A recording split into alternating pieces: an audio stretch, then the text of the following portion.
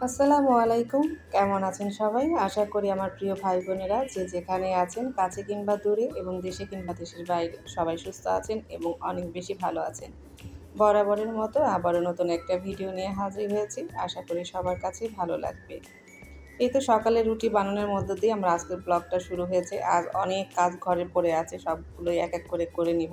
কিন্তু তার আগে রুটিগুলো বানিয়ে নেব। তবে রুটি শুধু আজকে সকালের জন্য তা না, একটু বেশি করে বানিয়ে রাখবো যাতে করে ২-৩ দিন যেন হয়ে যায়। আসলে রোজ রোজ রুটি বানানোর ঝামেলাটা খুবই খারাপ লাগে, তো আমি একসাথে বানিয়ে রাখি।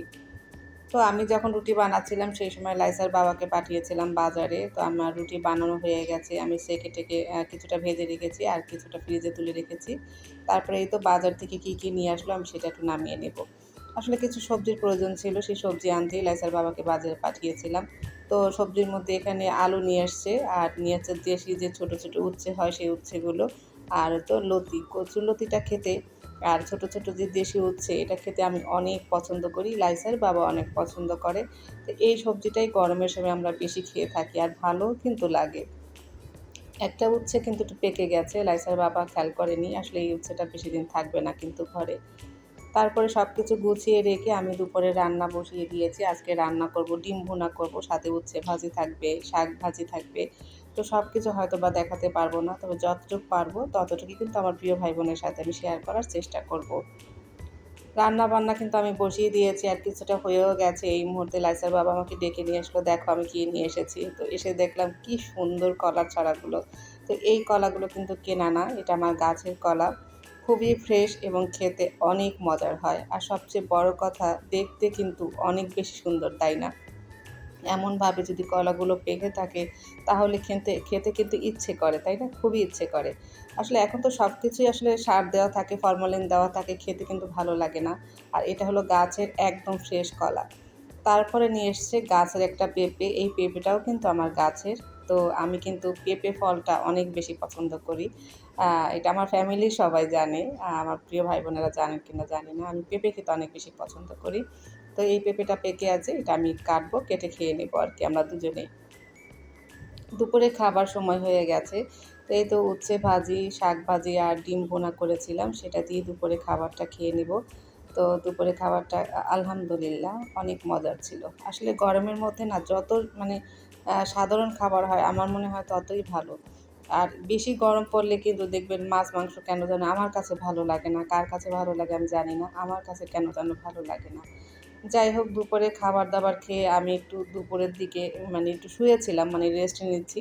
ঠিক এই মুহূর্তে দেখলাম হইচই শব্দ এবং অনেক আমার যে পুকুরের সাইডটা, পেছন সাইডটা একদম অন্ধকার হয়ে গেছে। আমি তো শব্দ শুনেই দৌড়িয়ে আসলাম যে কী হলো?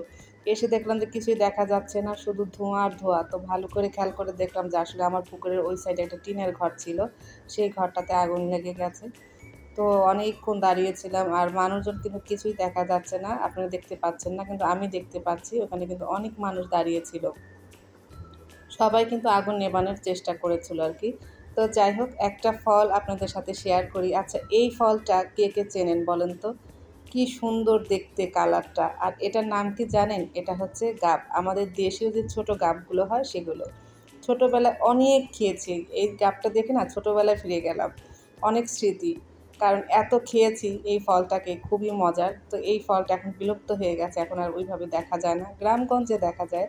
তো লাইসার বাবা গ্রামে গিয়েছিল, সেইখান থেকে আমার জন্য এই ফলটা নিয়ে এসেছে। আমি যে কি খুশি হয়েছি যখন আমার হাতে এনে দিল, আমার কাছে মনে হলো লাখ টাকা তুলে দিয়েছে আমার হাতে।